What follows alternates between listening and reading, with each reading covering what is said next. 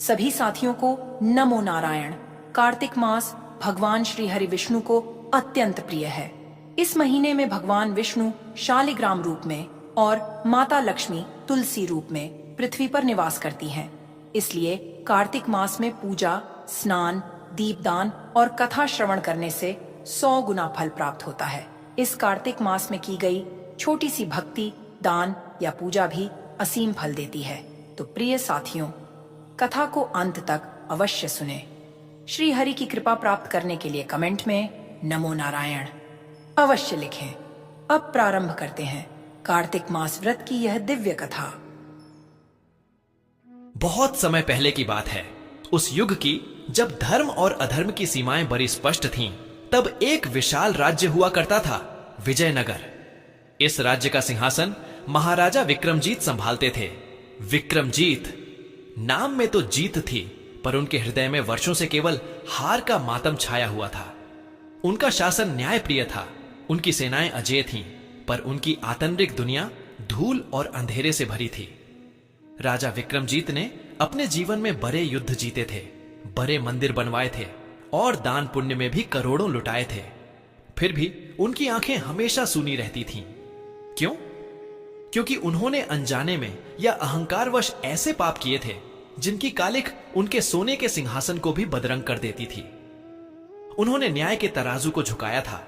उन्होंने दीन दुखियों की पुकार सुनी नहीं थी, और सबसे बड़ा पाप यह था कि उन्होंने मनुष्य को उसकी जाति और पद से तौला था, उसके पवित्र हृदय से नहीं।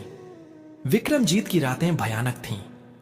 जब सारा नगर गहरी नींद में डूब जाता, तब राजा अपने आलीशान पलंग पर करवटें बदलते रहते थे। उनका मन एक गर्म लोहे की तरह तपता रहता था। हे प्रभु, यह कैसा जीवन है?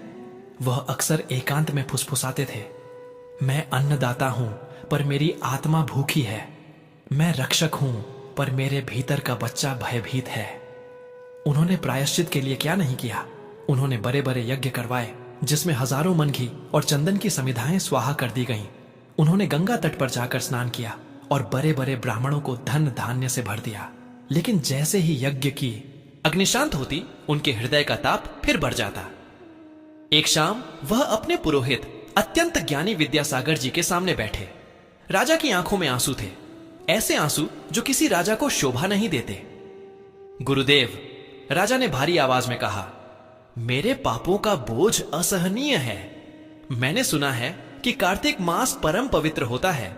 मैंने उस मास में लगातार व्रत रखे, दानशालाएं खुलवाईं, फिर भी यह बेचैनी, यह घुटन, ऐसा लगता है जैसे नर्क की अग्नि यहीं मेरे सीने में जल रही हो। पुरोहित जी ने गहरा श्वास लिया। महाराज, आप सब कुछ कर रहे हैं, पर शायद आप उस भाव को नहीं छू पा रहे हैं। यज्ञों में करोड़ों खर्च करके भी यदि हृदय में अहंकार की एक हल्की सी परत भी रह जाए, तो परमात्मा उसे स्वीकार नहीं करते। यह बात राजा को तीर की तरह लगी। हां, वह दान देते समय भी यही सोचते थे कि मैं कितना महान दानदाता हूं। वह यज्ञ करते समय भी यही सोचते थे कि मुझसे महान धार्मिक सम्राट कौन होगा। उनका दान उनकी मुक्ति के लिए कम, उनकी प्रसिद्धि के लिए अधिक था। वह रात राजा पर और भारी गुजरी। अंधेरा इतना घना था कि जैसे वह उन्हें निगलने आया हो। राजा ने उस रात पहली बार सच्चे और निस्वार्थ हृदय से आकाश की ओर देखकर पुकारा, हे मेरे स्वामी, यदि मेरा उद्धार संभव है तो मुझे मार्ग दिखाओ। चाहे वह मार्ग कांटों भरा हो या किसी तुच्छ व्यक्ति के द्वारा दिखाया गया हो, मैं उसे स्वीकार करूंगा। बस मुझे इस पाप की आग से मुक्ति दो। और तभी थकी हुई आंखों में राजा को नींद ने घेर लिया। यह नींद साधारण नहीं थी, यह परमात्मा की कृपा थी। राजा विक्रमजीत ने स्वप्न देखा। स्वप्न की भूमि अद्भुत थी। वह विजयनगर की भव्यता से कोसों दूर एक धूल भरी छोटी सी गली थी।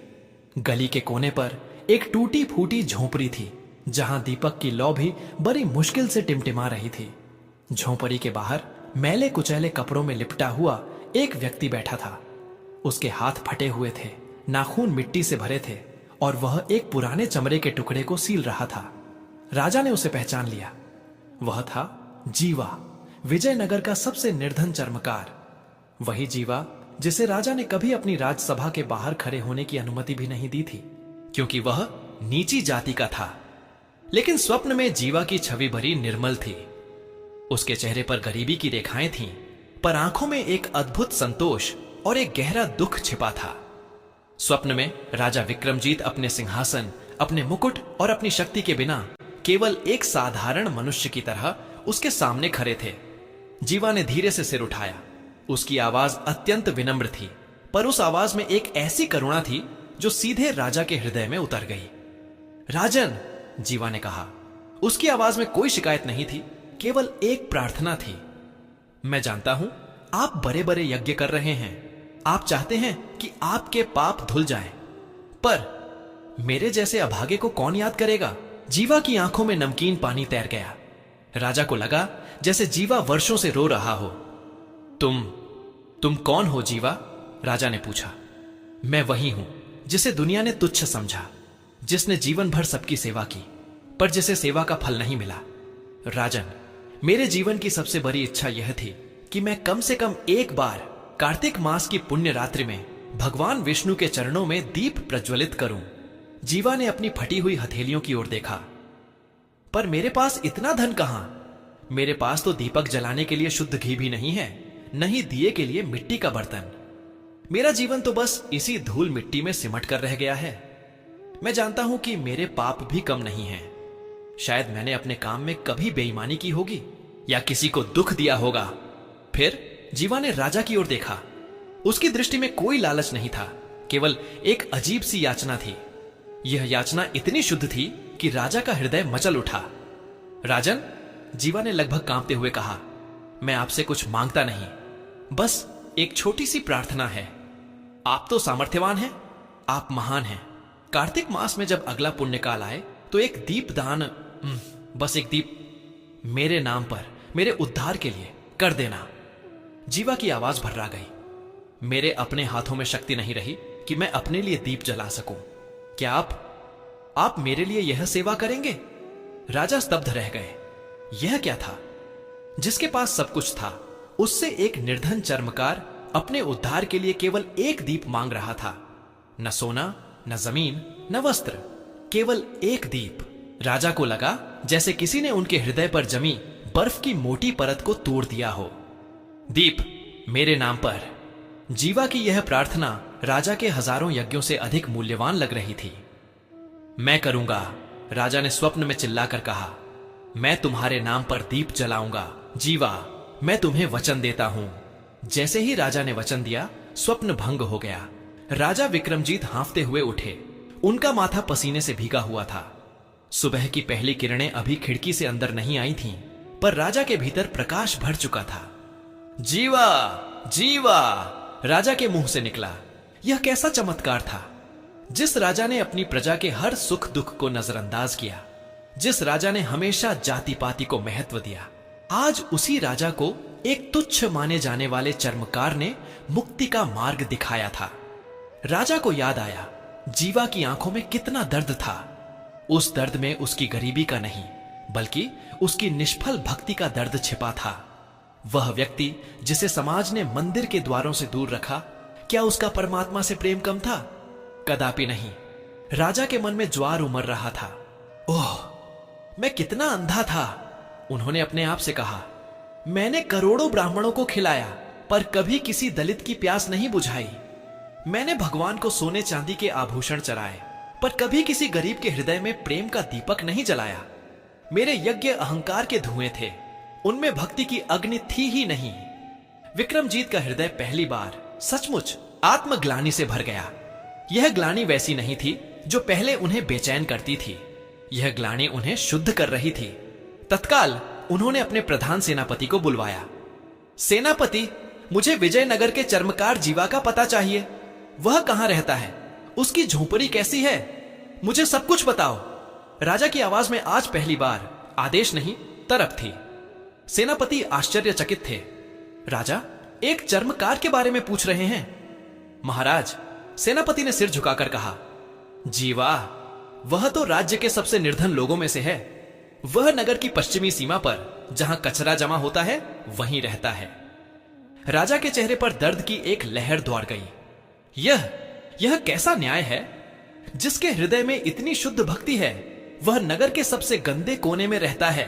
राजा ने आदेश दिया कि जीवा को तुरंत राजमहल लाया जाए, लेकिन जब सैनिक जीवा की झोपड़ी पर पहुंचे तो उन्हें एक दुखद सत्य का सामना करना पड़ा।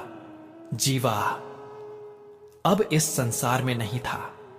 जीवा की आत्मा ने शायद उसी रात जब उसने राजा से दीपदान की याचना की थी, अपने शरीर को त्याग दिया था। वह अत्यधिक निर्धनता, परिश्रम और उपेक्षा से थक चुका था। उसका शरीर तो टूट गया था, पर उसकी अंतिम इच्छा, एक दीपदान की आस, राजा के पास छोड़ गया था। यह सुनकर राजा का हृदय बैठ गया। नहीं नहीं, राजा दहाड़ उठे। उनके माथे पर लकीरें खींच गईं। मैंने उसे वचन दिया था, मेरी ही गलती से वह चला गया। मैं कितना विलंबकारी हूं। अब मैं उसका उद्धार कैसे करूंगा? हाय रे, मेरे पापों ने मेरे हाथ से यह पुण्य सेवा भी छीन ली। राजा की आंखों से टपाटप आंसू गिर रहे थे। यह आंसू राजा के नहीं थे, ये एक भक्त के थे जिसने सेवा का अवसर खो दिया था। पुरोहित विद्यासागर जी ने आकर राजा को शांत किया। महाराज, शांत हो, आत्मा अजर अमर है। यदि आपने उसे स्वप्न में वचन दिया था तो इसका अर्थ है कि जीवा की आत्मा अभी भी आपके दीपदान की प्रतीक्षा कर रही है। आप संकल्प पूरा करें, कार्तिक मास अभी समाप्त नहीं हुआ है। राजा ने दृढ़ता से सिर हिलाया। हां, मैं करूंगा। यह दीपदान मेरे जीवन का सबसे बड़ा यज्ञ होगा। अगले दिन से राजा विक्रमजीत ने कार्तिक मास के शेष दिनों को जीवा के प्रति समर्पित कर दिया। राजा ने आदेश दिया कि जीवा का नाम राज्य के हर मंदिर में सम्मान से लिया जाएगा। लेकिन सबसे महत्वपूर्ण था वह दीपदान, जो राजा को स्वयं करना था। कार्तिक पूर्णिमा की रात्रि थी। चंद्रमा अपनी पूरी कला से चमक रहा था। विजयनगर के राजमहल में कभी भी इतनी सादगी भरा धार्मिक अनुष्ठान नहीं हुआ था। राजा ने स्वयं अपने हाथों से दिए तैयार किए। वह शुद्ध मिट्टी के दिए थे, जिन्हें राजा ने गंगा जल से धोया। उनमें तिल का शुद्ध तेल भरा गया, वह तेल जिसे एक साधारण गृहस्थ अपनी भक्ति के लिए प्रयोग करता है। राजा ने जमीन पर बैठकर अपने शाही वस्त्र उतारकर सादे सूती वस्त्र पहने। उन्होंने पुरोहित से कहा कि वे जीवा का कोई भव्य स्मारक न बनाएं, बल्कि उस स्थान पर एक छोटा सा चबूतरा बनाएं, जहां जीवा अपनी झोंपड़ी में बैठकर चमड़ा सीलता था। आधी रात को राजा विक्रमजीत अपने सरदारों और पुरोहितों के साथ उस स्थान पर पहुंचे जहां जीवा अंतिम श्वास तक रहा था। वह स्थान अब भी उपेक्षित और धूल भरा था। राजा ने वहां बैठकर अपने हृदय को पूरी तरह से खाली कर दिया।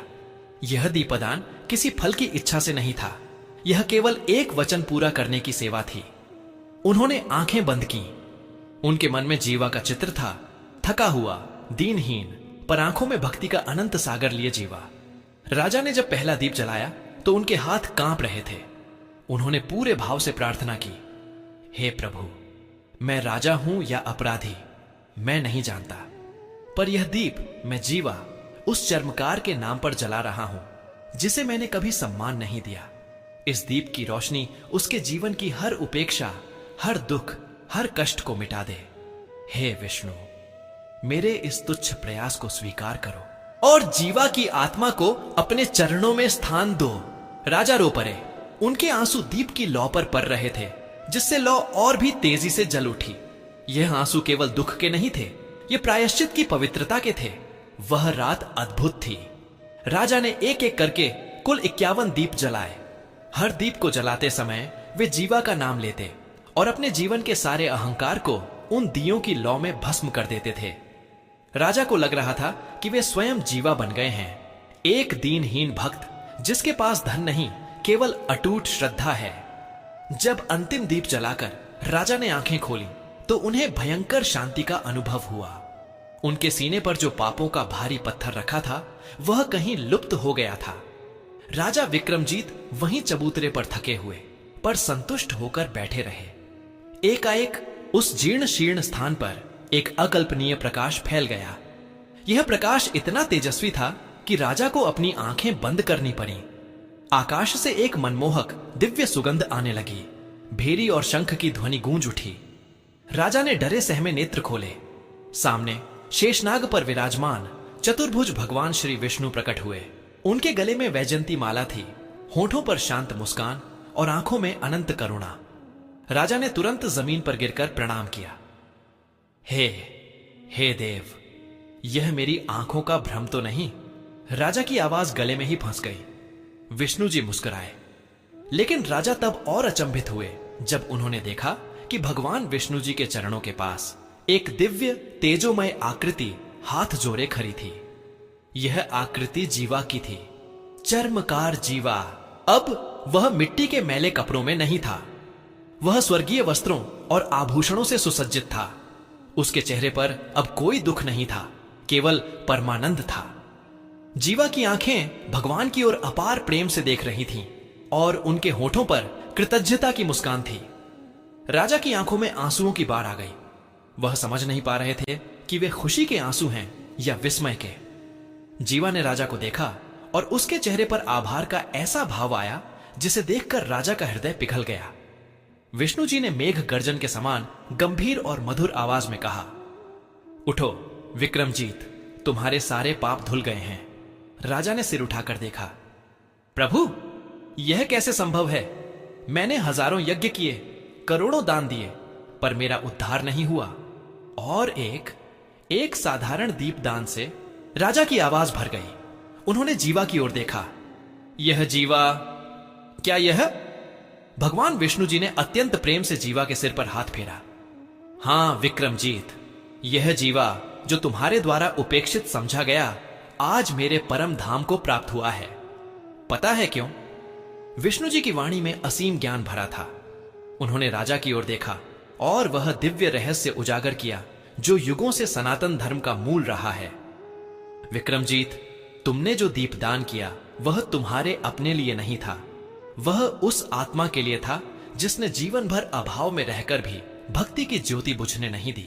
तुमने अपने अहंकार को त्याग कर एक अत्यंत दीनहीन प्राणी के उद्धार के लिए निस्वार्थ भाव से सेवा की। विष्णु जी ने आगे कहा, एक दीप जो दूसरों के नाम से निस्वार्थ भावना से जलाया जाए वह 1000 यज्ञों से बड़ा है, क्योंकि यज्ञों में धन का अहंकार हो सकता है पर निस्वार्थ सेवा में केवल हृदय का प्रेम होता है। तुम्हारे पिछले यज्ञों में मैं था, मैं राजा हूं, मैं दान कर रहा हूं, लेकिन इस दीपदान में तुम नहीं थे, इसमें केवल जीवा था और मैं था।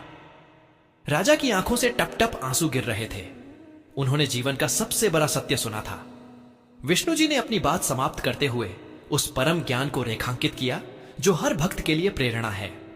याद रखो विक्रमजीत, मेरी दृष्टि में न कोई राजा है न कोई चर्मकार, मेरे लिए केवल भक्त है। भक्ति जाति के बंधनों को तोड़ देती है। भक्ति केवल भाव को पहचानती है और भाव ही सबसे बड़ी शक्ति है। उस जीवा के हृदय में जो शुद्ध भाव था उसे तुमने अपने दीपदान से स्वीकार किया और इसलिए तुम और वह दोनों पवित्र हो गए। जीवा ने हाथ जोड़कर राजा को मौन धन्यवाद दिया। फिर वह भगवान के साथ उस दिव्य प्रकाश में विलीन हो गया। राजा विक्रमजीत वहीं बैठे रहे। उनकी आंखों में अब दुख नहीं था, केवल नवजीवन की चमक थी। वह समझ गए थे, सच्चा धर्म किसी बड़े अनुष्ठान में नहीं बल्कि किसी दीन दुखी के लिए बहाए गए आंसू और निस्वार्थ सेवा में छिपा है। जब भोर हुई तो राजा विक्रमजीत एक नए व्यक्ति बन चुके थे। उनके शाही चेहरे पर अब भी रात के आंसुओं की लकीरें थीं, पर उनकी आत्मा शांत और निर्मल थी। उन्होंने राजमहल में वापस आकर पहला काम यह किया कि उन्होंने राजकोष को गरीबों और वंचितों के लिए खोल दिया। लेकिन इस बार दान में अहंकार नहीं था, केवल सेवा भाव था। राजा ने राज्य भर में घोषणा करवाई, इस राज्य में कोई भी व्यक्ति उसकी जाति या उसका व्यवसाय देखकर नहीं तौला जाएगा। मनुष्य का मूल्य केवल उसके चरित्र और उसके हृदय की शुद्धता से आंका जाएगा। राजा विक्रमजीत का शेष जीवन एक संत राजा के रूप में बीता। उन्होंने चर्मकार जीवा के नाम पर उस स्थान को भाव तीर्थ घोषित कर दिया जहां केवल एक दीपदान ने एक राजा का अहंकार नष्ट कर दिया और एक गरीब को स्वर्ग दिला दिया। विक्रमजीत ने यह सिद्ध कर दिया कि भक्ति में न कोई जाति होती है न कोई पद। यदि हृदय पवित्र हो और सेवा निस्वार्थ हो तो एक छोटा सा दीप भी 1000 यज्ञों से बड़ा हो सकता है। विक्रमजीत की कथा विजयनगर की दीवारों से निकलकर पूरे भारतवर्ष में फैल गई और आज भी यह हमें याद दिलाती है कि भगवान को केवल भाव प्यारा है और सेवा ही सबसे बड़ी भक्ति है। प्रिय साथियों, इस वीडियो में कार्तिक मास की पावन व्रत कथा यहीं पर समापन होती है। हम कामना करते हैं कि प्रभु श्री हरि की कृपा आप सभी पर बनी रहे, आपके जीवन में सदैव सुख, शांति, समृद्धि और सकारात्मक ऊर्जा का संचार होती रहे। यह विशेष दिन न केवल भक्ति भाव से भर देती है, बल्कि हमारे जीवन में एकता, प्रेम और आस्था का संदेश भी लेकर आता है। कार्तिक मास की व्रत कथा को सुनने के लिए हृदय से धन्यवाद। कृपया अपने विचार और अनुभव कमेंट्स में अवश्य साझा करें और नमो नारायण लिखना न भूलें। आपके द्वारा किए गए कमेंट्स न केवल आपको प्रेरित करेंगे, बल्कि अन्य दर्शकों के लिए भी भक्ति और श्रद्धा का स्रोत बनेंगे। जय श्री हरि।